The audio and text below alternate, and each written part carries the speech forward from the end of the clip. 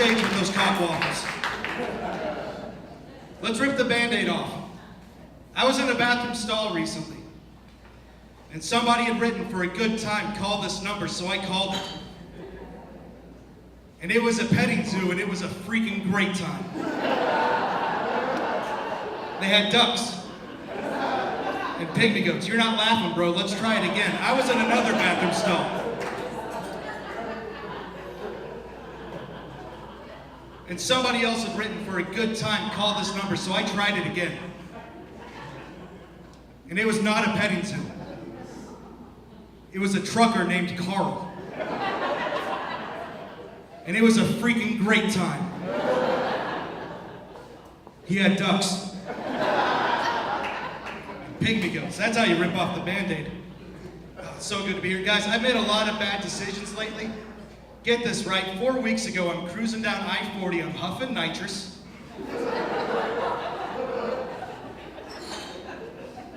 I start thinking to myself, Zach, there's gotta be more to life than looking like an audience member from Tool Time.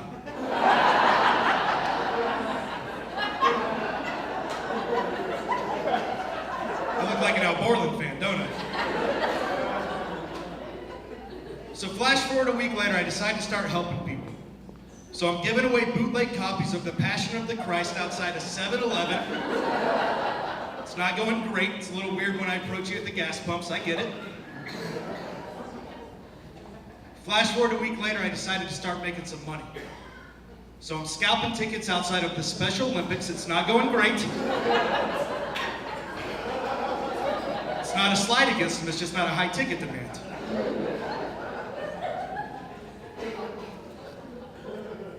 Flash forward to this week, I bought a shitload of Werther's Originals and I'm convincing old people I'm their grandson. Fucking nailing it, guys. I am. I'm taking them to Brahms. And it's because I'm a great liar and people are stupid. That's the honest truth. I want to tell you guys 3 of my favorite lies I've ever told and got away with. The first one is I did a comedy show one night. And after my set, I went to the bar to get a drink and this girl was in my way. And I said, hey, let me scooch by you right quick. She goes, scooch, what does that mean? I go, oh, you don't know? Well, when the Jews were in hiding and they'd hear the Nazis coming, the leader of the hidden Jews would go, scooch, and they'd all get real tight and quiet.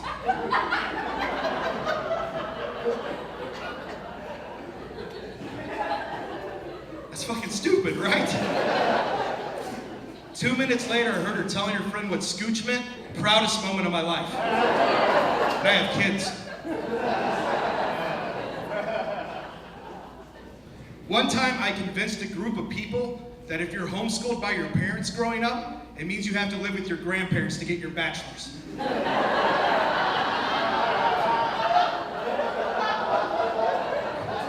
Or live with your uncle to get your vo-tech degree, because he's lesser than you. Favorite lie ever, guys. In college, I convinced a girl I had Down syndrome until I was 12, and then my chromosomes went back to normal.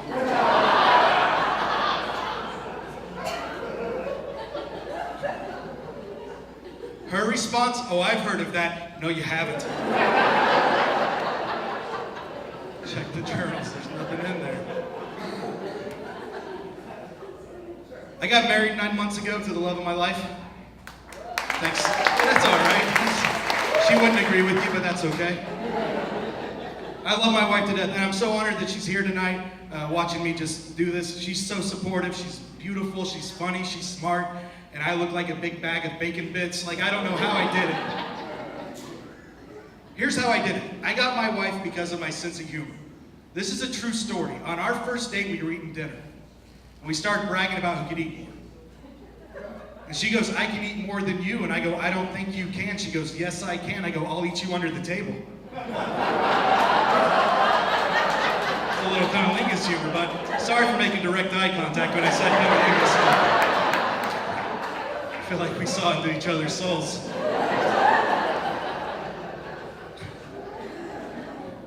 I'm so stoned right now. I like marijuana. I prefer marijuana over alcohol and pills and all that stupid stuff. And I come from a small town in Oklahoma called Cherokee, Oklahoma. It's this tiny little farming town. I don't believe it, but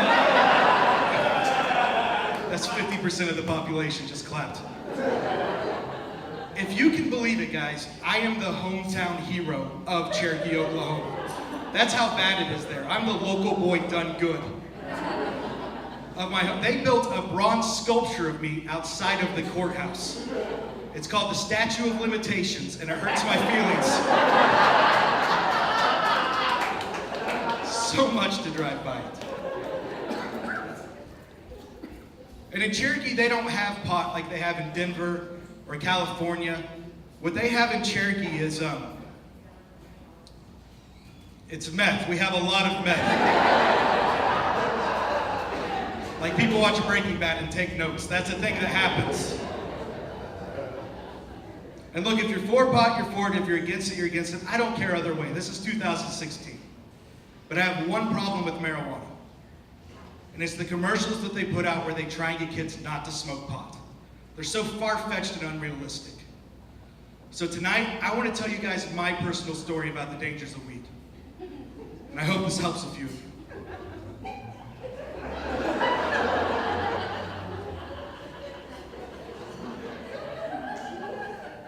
One day I came home from work, and I sat down on my couch and I smoked a fatty boom batty marijuana cigarette. That's a joint, sir.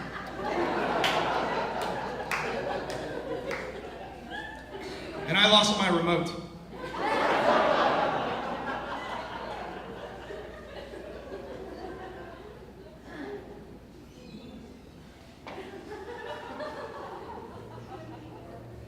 I watched Mrs. Doubtfire from start to finish.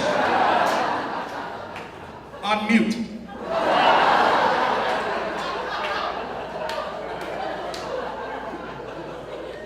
Show that to a kid in high school thinking about smoking pot, he's gonna work for NASA. This has gone so well for me, guys. I have some stuff for sale after the show. I know how hacky it is to try and sell stuff after the show, but as a stand-up comedian in Oklahoma City, I make $42 a month doing this. You laugh, I have scurvy.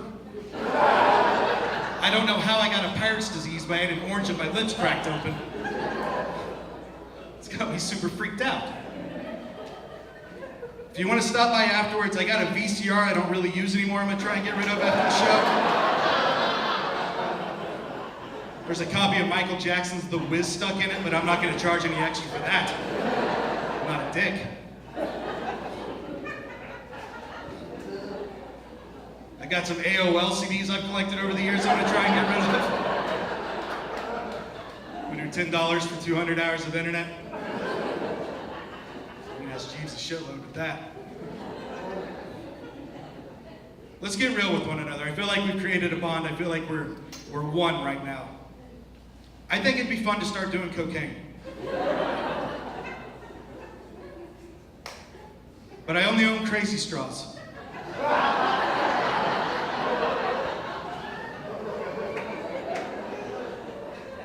And I don't have the lung capacity to get it past that second loop, guys. I'm a smoker. Speaking of cocaine, I was in a full nude strip club in Wichita, Kansas recently. That's what you do on cocaine. You make super bad decisions. Because a full nude strip club is drastically different than a regular strip club. It is. It's like taking your favorite thing and making it nasty. Think about it. It'd be like if a dude like me won a year's worth of free ham, but then I had to eat it in 2 days. Like your fingers get wrinkled and you smell like it. I want to make sure everybody gets it before anyways, guys. I'm at the breast bar, the Tit Town. There was two things that happened to me. The first thing that happened is this drunk stripper came up to me and her breath smelled like the apocalypse. Like, that's the only way I can describe it, guys. Like barrel fires and shopping carts. Like fingerless gloves. Like a green fog was coming out of her mouth and ghouls were circling around in it like, don't make our mistakes. It was gross. And this drunk stripper leans down to me. She gets eye to eye, face to face, and she whispers, it's really hot in here.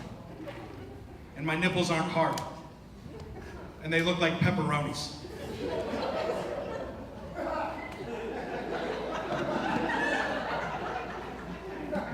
Who says that to somebody?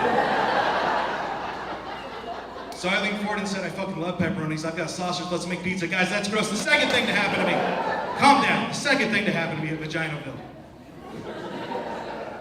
This is terrible, guys. Stripper comes up to me, takes her finger, runs it up the front of her crotch, rubs it across my mustache. Yeah, it's called stripper lip and there's no cure. Just gets stronger when the sun sets.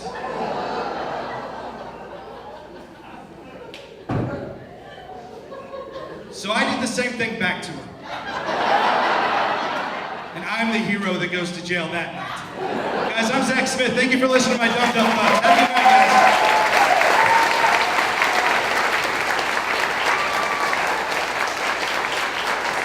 One more time for Zach Smith.